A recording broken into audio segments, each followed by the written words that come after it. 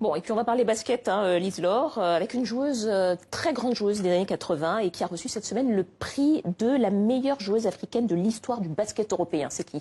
Alors cette joueuse, c'est la franco-sénégalaise Fatou Kinendia. Elle a reçu ce prix en banlieue parisienne et elle habite et entraîne des jeunes. Alors ce qu'il faut savoir, c'est que tout a commencé en 1977. Elle a été 3 fois championne du Sénégal, championne d'Afrique en 1981, titre de meilleure joueuse. Elle a recommencé une deuxième carrière en France en 82. Elle a été championne de France et elle a même créé en 95 le premier centre sportif de basket. Alors on l'écoute après la remise de prix.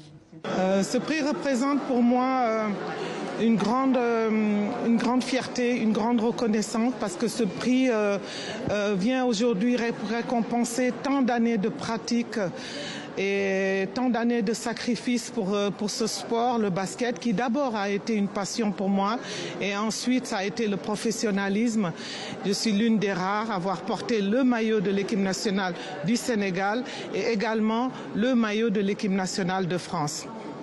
Alors à cette remise de prix, Pauline Ekambi, sa meilleure amie, était présente. Pauline Ekambi, c'est une ancienne internationale française d'origine camerounaise et qui détenait jusqu'en 2017 le plus grand nombre de sélections en équipe de France.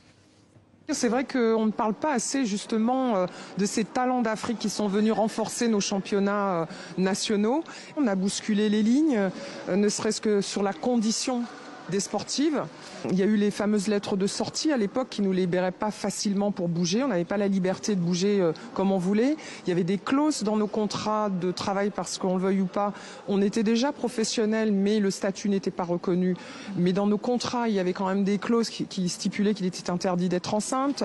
Et si aujourd'hui les joueuses ont des avocats, des agents et peuvent, exprimer leur propre féminité, aujourd'hui, c'est parce que nous avons ouvert la voie.